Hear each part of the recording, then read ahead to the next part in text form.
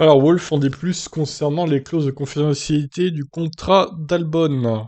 Alors, confidentialité, ça veut dire qu'il n'a pas le droit de parler du moteur Mercedes à Red Bull, par exemple. C'est ça qu'il faut comprendre, du coup.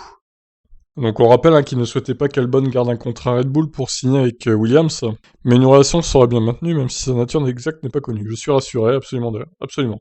L'accord contient le mécanisme de confidentialité dont j'avais besoin, compte tenu des liens entre Red Bull et Alex. Il est un pilote Williams pour les 12 prochains mois, il n'aura aucun lien avec Red Bull pendant cette période. Ouais, alors ça, bon, aucun lien avec Red Bull. Hmm. J'ai quelques doutes personnellement, après voilà.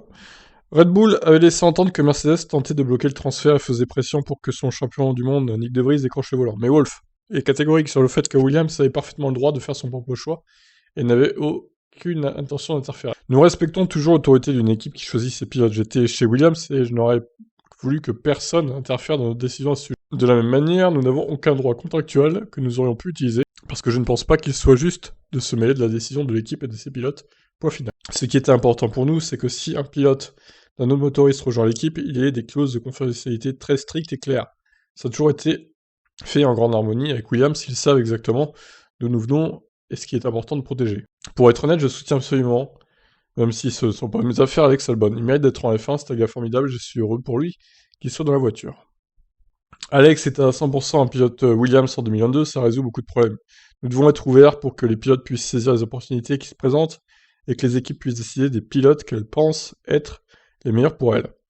Je pense qu'il faut un peu plus d'ouverture et de liberté. Si un pilote est libéré d'une équipe, il doit être accepté qu'il puisse aller dans une autre équipe. Et je pense que Toto sait que s'il a été libéré de son contrat Red Bull, il n'est alors plus il n'est alors plus un pilote Red Bull et il est à 100% un pilote Williams. De toutes ces déclarations, nous pouvons donc supposer qu'une fois le contrat d'Albon avec Williams terminé au bout d'un an ou plus, Red Bull aura la priorité pour récupérer son actuel réserviste. Ouais, c'est pas... Je dirais que c'est pas clair quand même, hein. Pour moi, il garde toujours des liens à distance avec Red Bull. Après, bon, contrat de confidentialité, ça veut dire par exemple qu'il n'a pas le droit d'envoyer un SMS à Red Bull pour parler du moteur Mercedes, ça doit être un truc comme ça. Et s'il se fait prendre, bah, c'est poursuite en justice, etc., quoi. Donc c'est pas dans son intérêt de faire ça, évidemment. Donc voilà, l'espion Albon est bien en place chez Williams, mais il est soumis à un contrat de confidentialité, donc ça va être dur pour lui de donner des infos quand même. Allez, je vous laisse réagir. Ciao.